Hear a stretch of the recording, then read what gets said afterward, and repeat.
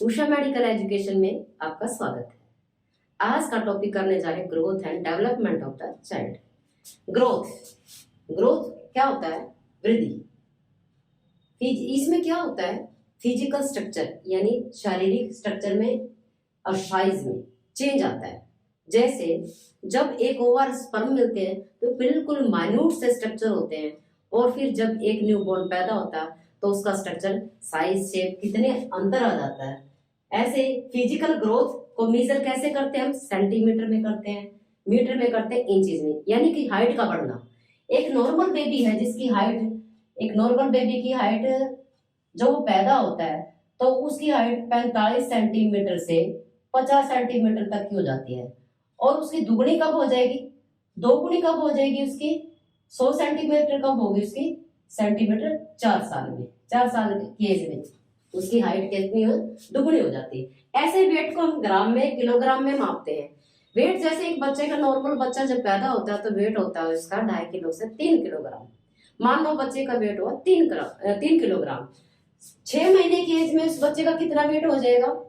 दुगुना हो जाएगा, दो गुना। और 1 साल की उम्र में उसका कितना हो जाएगा? 3 गुना। ऐसे ही वेट बढ़ता है। और एक होता है एंथ्रोपोमेट्री सिस्टम। हम ग्रोथ एंड डेवलपमेंट को एंथ्रोपोमेट्री सिस्टम के द्वारा मापते हैं। जैसे बच्चा पैदा हुआ तो उसका हेड सर्कमफ्रेंस मापेंगे, आर्म सर्कमफ्रेंस मापेंगे, चेस्ट सर्कमफ्रेंस मापेंगे। और एंथ्रोपोमेट्री सिस्टम में road to health chart WHO के अनुसार बच्चे की ग्रोथ कितनी हो रही है, विकास वृद्धि अच्छी से हुई या नहीं हुई, तो उसको हम हर 1 साल में हर 2 महीने में मापते हैं, और दूसरे साल में हम हर 3 महीने में मापते हैं।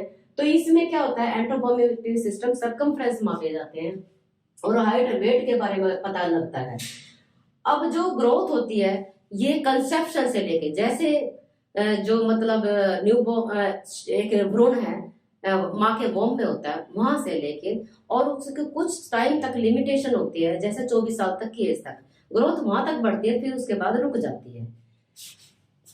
डेवलपमेंट में क्या होता है? फिजियोलॉजिकल मैचुरेशन होती है, फंक्शन की मैचुरेशन। यहाँ फिजियोलॉजिकल मतलब चेंज हुआ था साइज और शेप में, लेकिन डेवलपमेंट में क्या होता है? फिजियोलॉजिकल फंक्शन में चेंज आता है। जैसे साइकोलॉजिकल, जो बच्चा है उसके दिमाग का विकास बढ़ता है, उसमें बच्चा पहले दा माँ, अरे यदि कोई डांटता है तो उसको समझता है, रोने लग जाता है, स्ट्रेंजर आता है तो उसको भी समझता है वो।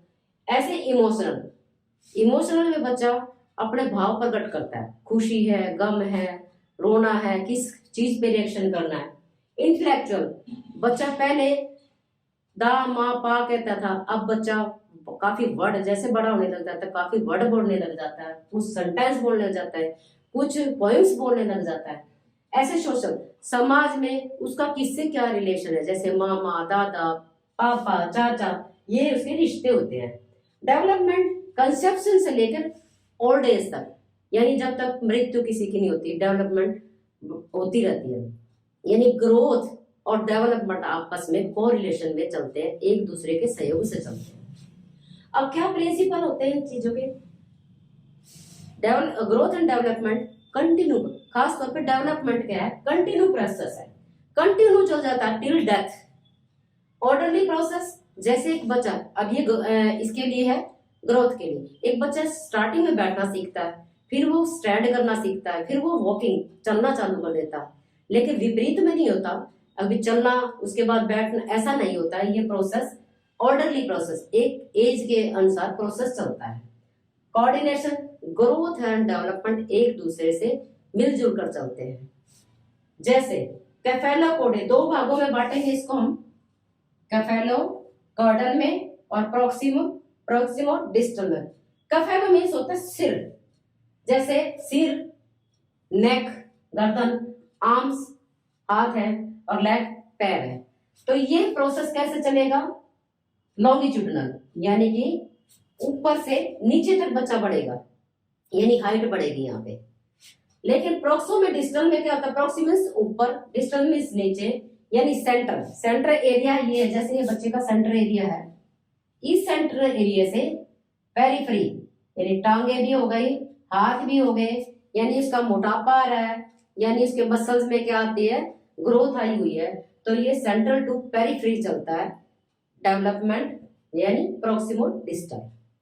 अब ग्रोथ और डेवलपमेंट में कुछ ऐसा कुछ होता है, जैसे एक एज होती है इन्फेंट, इन्फेंट होता है जब बच्चा पैदा हुआ वहां से 1 साल तक का बच्चा होता है, और प्यूबर्टी एज 12 से 13 साल तक की उम्र, वहां तक फास्ट मतलब ग्रोथ होती है, फास्ट।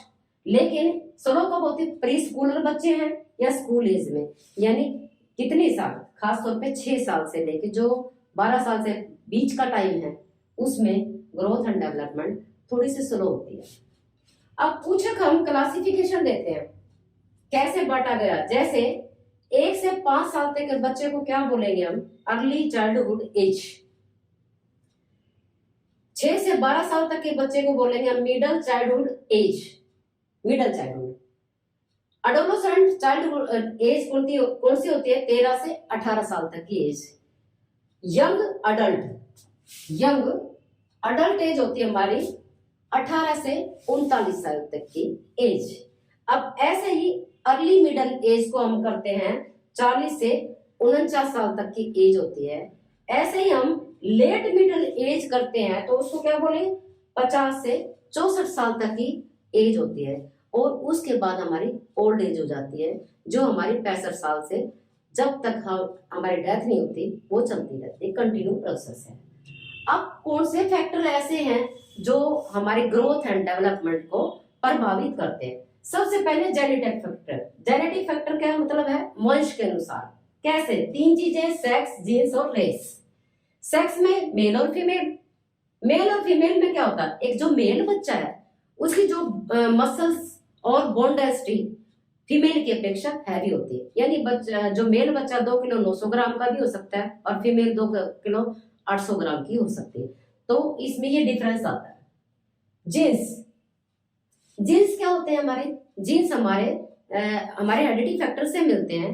इनके द्वारा हमारे हेयर कलर, आई में जो आइरिस का कलर है, काला है, हरा है, नीला है, ये कलर हमारे क्या करते हैं, ये हमारे हेरिडिटी से आते हैं। और कुछ बीमारियां भी हमारी हेरिडिटी से आती है, जैसे हीमोफीलिया, थैलीसीमिया, एलर्जिक सिस्टम्स हैं, ये हमारी जीन्स फैक्टर से यानी हेरिडिटी फैक्टर से आती है। अब रेस, कुछ जातियां ऐसी होती हैं, जैसे तिब्बत, यानी हमारे चीन में, तिब्बत में छोटे छोटे हाइट के व्यक्ति होते हैं, जबकि यदि हम ऑस्ट्रेलिया की तरफ देखें तो बहुत लंबे लंबे होते हैं। तो ये हमारी जाति प्रजाति पर भी फर्क पड़ता है इस चीज का। दूसरा हमारा प्रीनेटल फैक्टर। प्रीनेटल का मतलब है जब बच्चा माँ के वोम में होता है, यानी पेट में होता है, तो क्या होता है, माँ को यदि न्यूट्रिशन अच्छी मिली, डाइट अच्छी बैलेंस डाइट ले रही है, एक्स्ट्रा डाइट जो हमारे को 300 कैलोरी डेली की चाहिए, जो डेली के हिसाब से एक्स्ट्रा डाइट चाहिए, यदि वो ले रही है तो वेल एंड गुड बेबी पैदा होगा। यदि वो बच्चा, माँ ही डाइट अच्छी ले रही, गरीबी के कारण है या कुछ ऐसे बीमारी है उसको, तो बच्चा कैसा होगा, IGUR, यानी इंट्रा यूट्राइन ग्रोथ रिटार्डेशन, बच्चे की जो ग्रोथ है वो रुक जाएगी। मटरनल इलनेस, यदि माँ किसी क्रोनिक बीमारी से पीड़ित है, जैसे डायबिटिक, अस्थमा, हाइपरटेंशन है, प्रीएक्लेम्पसिया है, ऐसी बीमारी से पीड़ित है, तो बच्चा समय से पहले होगा या कम वेट का पैदा होगा।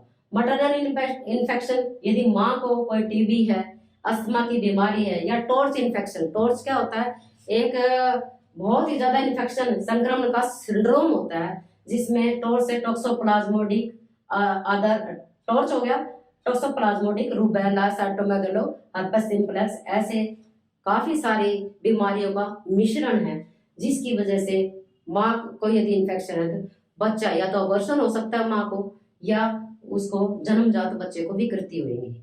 मटरनल हार्मोन, कुछ हार्मोन्स ऐसे होते हैं जो माँ को कम या ज्यादा यदि गर्भावस्था में होते हैं तो वो बच्चे पे बहुत इफेक्ट डालते हैं, जिससे या तो अबॉर्शन हो सकता है, या बच्चे का जैसे माइक्रोकेफेली, छोटा सिर हो गया, या जन्मजात विकृतियां हो सकती हैं, या जैसे एक किडनी का ना बढ़ना, रीनल एजेनेसिस, ऐसे हार्मोन के कारण हो सकता है। या मदर में जो किडनी में जो हार्मोन है, अडर्नल हार्मोन है, बहुत ज्यादा सेक्रेट हुआ है, कुशिंग सिंड्रोम हो जाएगा।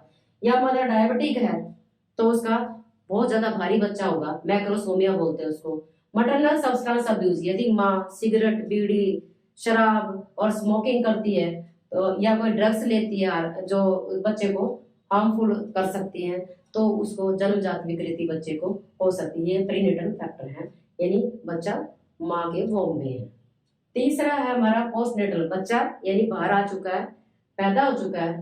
तो यदि माँ डाइट अच्छी से नहीं लेती, मैटरनल न्यूट्रिशन, तो यदि डाइट अच्छे से नहीं लेती तो उसकी जो ब्रेस्ट में मिल्क है जो बच्चा पिएगा तो उसमें भी ज्यादा ताकत नहीं पाएगी। यदि माँ बहुत अच्छी डाइट लेती है तो बच्चा स्वस्थ मिलेगा, ब्रेस्ट फीडिंग वो लेता रहेगा। तो चाइल्ड न्यूट्रिशन, अब बच्चा मान लो 1 साल का हो चुका है, माँ के ऊपर निर्भर 6 महीने तक रह सकता है, उसके बाद वीनिंग देनी होती है बच्चे को, यानी ऊपरी आहार देना होता है क्योंकि उसकी डिमांड पूरी नहीं हो पाती। यदि इस टाइम में बच्चा केवल माँ का दूध ही केवल सब करता है और उसकी और कोई भी चीज ऊपर से नहीं लेता, क्योंकि माँ अकेले दूध में जैसे आयरन नहीं होता, विटामिन सी नहीं होता, तो यदि दूध यदि अच्छी तरह से और सारी चीजें नहीं लेता बच्चा यहाँ पे मालनरिश हो सकता है। चाइल्डहुड इलनेस, बच्चे में बार बार इन्फेक्शन हो जाए, जैसे निमोनिया हो जाए बच्चे में, बार बार में रोटा वायरस डायरिया हो जाए, रोटा वायरस इन्फेक्शन की वजह से डायरिया जो कि मौत का कारण बन सकता है। ऐसी स्थिति में बच्चा मालनरिश यानी कि कुपोषण का शिकार हो सकता है। उसमें क्या होगा, या तो शुगर होगा या क्वाशियोर रोग हो सकता है। सोशो इकोनॉमिक स्टेटस, कई लोग गरीब होते हैं, कई अमीर होते हैं। जो गरीब तबके की माए हैं, यदि वो प्रेग्नेंट है और अच्छे से डाइट नहीं मिल पाती, या उनके घर में बहुत ज्यादा झगड़े भी होते हैं, बच्चा देख रहा है सारी चीजें, भय चिंता में बच्चे की परवरिश अच्छी तरह से नहीं हो पाएगी। प्ले एंड रिक्रिएशन, प्ले खेलना और मनोरंजन करना बच्चे के स्वास्थ्य के लिए बहुत, पहले लोग बच्चे मिट्टी में खेलते थे, आजकल बच्चों को बहुत रिस्ट्रिक्शन है, स्टडी का ज्यादा दबाव भी है, काफी माँ बाप बहुत ज्यादा झगड़ते रहते हैं, बच्चे पर अपना गुस्सा उतारते हैं, बच्चा भय चिंता के कारण ना तो घर से बाहर खेलने जा सकता और वो चिंता में अवसाद मानसिक बीमारी से परेशान हो सकता है। एनवायरमेंटल फैक्टर, अब जो हमारा वातावरण है यदि दूषित होता है, व्यक्तिगत स्वच्छता भी ना हो वातावरण में भी, जैसे क्राउडिंग एरिया है, भीड़ भाड़ का इलाका है और ओपन डेफिकेशन है, बाहर लैट्रिन होते हैं, उसमें मक्खियां सब कुछ मतलब उसमें भिनक रही हैं और वही हमारे खाने में बैठती हैं, या साफ सफाई नहीं करते, हम भोजन ढक के नहीं रखते, बासी खाते हैं, तो ये सारे या हमारी लाइटिंग अच्छी नहीं है तो बच्चों को चश्मे चढ़ जाते हैं। तो एनवायरमेंटल फैक्टर बहुत बड़ा रोल अदा करता है एक माँ और बच्चे की हेल्थ में अफेक्ट करने के लिए। हार्मोन्स, कुछ हार्मोन्स ऐसे जैसे प्यूबर्टी आती है 12 से 13 साल के लड़के और लड़कियों में आती है, तो यदि अर्ली प्यूबर्टी में यदि हार्मोन ठीक से हैं तो 12 से 13 साल के अंदर मेंसेज आ जाते हैं। लेट होते हैं तो कई बार लड़कियों को 17 से 18 साल के करीब मेंसेज आते हैं, ऐसे मेल में होता है। काफी सारी बीमारियां हार्मोन के प्रभाव में यदि हाइपो हो जाते हैं या हाइपर हो जाती हैं तो काफी समस्याओं का सामना करना पड़ता है। ये बॉडी बैलेंस चाहती है, नॉट हाइपर नॉट हाइपो। तो यदि हार्मोन्स का बहुत ज्यादा योगदान होता है ग्रोथ एंड डेवलपमेंट में। तो ये टॉपिक आपका कैसे लगा? यदि अच्छा लगा तो लाइक कीजिए, शेयर कीजिए और सब्सक्राइब कीजिए, ताकि और कमेंट्स दीजिए ताकि अगली नोटिफिकेशन आपको जल्दी से जल्दी आप तक पहुंच सके, और सब्सक्राइब करने से सारी नोटिफिकेशन आपको तुरंत प्रभाव से मिल सके। नमस्कार।